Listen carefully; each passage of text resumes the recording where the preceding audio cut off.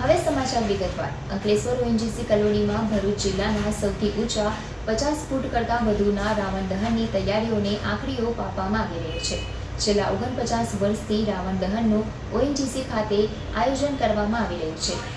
Ankleshwar ONGC colony ખાતે વિવિધતામાં એકતા રૂપે નવરાત્રિ પર્વની ઉજવણી કરવામાં આવે છે. જ્યાં એક તરફ નવરાત્રિનું આયોજન થાય છે, તો કોલોનીમાં વસતા બંગાળી સમાજ દ્વારા દુર્ગા પૂજાનું આયોજન કરે છે. તેમજ ઉત્તર ભારતીય સમાજ દ્વારા ઓએનજીસી કોલોનીની ખાતે રામલીલાનું પણ આયોજન પ્રતિવર્ષ કરતા હોય છે. ઓએનજીસી કોલોની મિની ભારતના ભિન્ન ભિન્ન પ્રાંતના ઉત્સવના સમૂહ નગરી બની જતી હોય છે. ઓએનજીસી રામલીલા સમિતિ દ્વારા પ્રતિવર્ષની જેમ રાવણ દહન કાર્યક્રમ માટે આગોતરું આયોજન કરી રહ્યું છે. દશેરાના 7 દિવસ પૂર્વે રામલીલાની શરૂઆત કરવામાં આવે છે. સાથે દશેરા અનુલક્ષીને મેળો પણ યોજવામાં આવે છે. તો જિલ્લામાં સૌથી વધુ ઓએનજીસીના રાવણ દહનનું પણ અનેરું આકર્ષણ છે. રાજ્યના સૌથી મોટા રાવણ દહનના આયોજનો પૈકી એક અંકલેશ્વર ઓએનજીસીનું હોય છે. અંકલેશ્વર ઓએનજીસી કોલોની ખાતે 49 વર્ષના લગાતાર આયોજન વચ્ચે ભારે ઉત્સાહ જોવા મળી રહ્યો છે.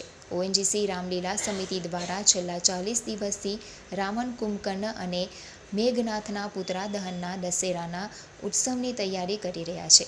કારીગરો દ્વારા હાલ 50 ફૂટના રાવણ, 47 ફૂટના કુંભકર્ણ અને 47 ફૂટના મેઘનાથના કદાવર પુતળા તૈયાર કરવાની કામગીરી પૂરજોશમાં ચાલી રહી છે. જેમાં 150 કિલો પેપર પસ્તી, 1300 કિલો નવા કાગળ, 300થી વધુના વાંસ, 500 મીટર સાડી સહિત 50 લીટર કલર તેમજ અન્ય સામગ્રી વડે આ ત્રણેય પુતળાઓ તૈયાર કરવામાં આવી રહ્યા છે. ગુજરાતના સૌથી મોટા આયોજન પૈકી એક અંકલેશ્વર ઓએનજીસીનું આયોજન હોય છે. પૂરતી તકેદારી સાથે રાવણ, કુંભકર્ણ અને મેઘનાથના પુતળાને આખરી ઓપ આપવામાં આવી રહ્યો છે. ચાલુ વર્ષે વરસાદના વિઘ્ન વચ્ચે પણ રાવણ દહન યોગ્ય રીતે થઈ શકે તે પ્રમાણે રાવણની કદાવર પુતળાનું સર્જન કરવામાં આવ્યું છે. વધુમાં 2 ઓક્ટોબરના રોજ રાવણ દહન સાથે વિશેષ નાસિકના કારીગરો દ્વારા તૈયાર કરવામાં આવેલ આતિશબાजीનો भव्य नज़ारो પણ યોજવામાં આવશે.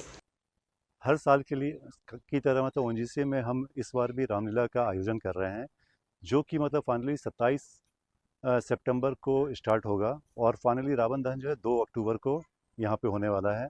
इसमें हम 5 दिन शाम को जो है करीब 8:30 से 12 बजे के बीच में रामलीला का फंक्शन करते हैं और साथ में एक मेला का ऑर्गेनाइजेशन भी बगल में ही होता है.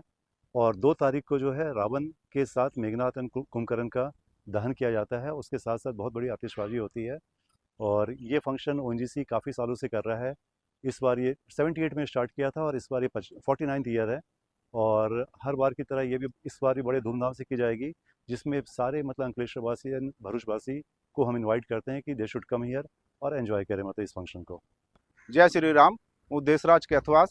આપણે આ રામલીલાનો મંચ સંચાલક છું. આપણે આ વર્ષે 49મો વર્ષ ચાલે છે રામલીલાનો, પણ અમે તૈયારી છે ને 50મા વર્ષ પ્રમાણે જ કરીએ છીએ. અમારી તરફથી બધી તૈયારી તો પૂર્ણ થઈ ગઈ છે. અત્યાર સુધી વરસાદનો વધારે જોર હતો, હમણાં વરસાદનો જોર ઓછો થયો છે તો અમારી કામની ઝડપ વધારી છે, કારણ કે હવે મોડું કરાય નહીં.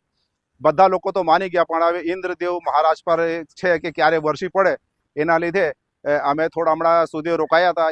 કામ ધીમું ચાલતું હતું, પણ હવે કામ સ્પીડમાં કરવું પડશે, કારણ કે હવે ટાઈમ ઓછો થયો છે. આવતા વર્ષે અમારું 50મું વર્ષ છે, પણ તૈયારી અમારી 49મા પ્રમાણે જ રાખીશું. અને આ જે રાવણ, મેઘનાથ, કુંભકર્ણનો જે પુતળાઓ બને છે ને, એ અમે એવી રીતે બનાવીએ છીએ કે ગમે તેટલો વરસાદ પડે લોચો થઈ જશે, સળગવામાં થોડુંક પડી શકે, સળગે નહીં, પણ અમારો રાવણ ભાંગશે નહીં અને લોચો થશે નહીં. એ બધાને એ બધું બરાબર મળશે અને આતિશબાજી બી ફૂલ રહેશે. જય શ્રી રામ. આમાં લગભગ 350ની લગભગ 24 ફૂટના લાંબા વાંસ હોય છે, લગભગ 100-150 કિલો પસ્તી હોય છે અને સારા પેપરો હોય છે, લગભગ 400 લીટર ગુંદર હોય છે અને ખીલીઓ અમે તો નાની નાની વસ્તુ બધી વધારે હોય છે. 400-500 મીટર જેટલું સાડી વાપરીએ છીએ, મતલબ ટોટલી થઈને 400-500 મીટર એટલે કમસે કમ 70-80 સાડીઓ અમે વાપરીએ છીએ. જ્યારે વચ્ચે 2 કાગળ ઉપર ને 2 કાગળ નીચે એમ વચ્ચે સાડી રાખવાથી શું થાય છે કે ગમે તેટલો વરસાદ પડે એટલે રાવણ પીલાય નહીં અને કાગળો ફાટશે નહીં. આ 50 ફૂટના થાય છે, 50 પ્લસ માઇનસ થઈ શકે છે. આતિશબાજીનું કેવું છે? આતિશબાજી દર વર્ષની જેમ આ વર્ષે બી સરસ કરવામાં આવશે. નાસિકથી જે સ્પેશિયલ માણસ આવશે એ લોકો જ કરશે હમણાં. રજોદ ગામમાં સરકારી ગોચર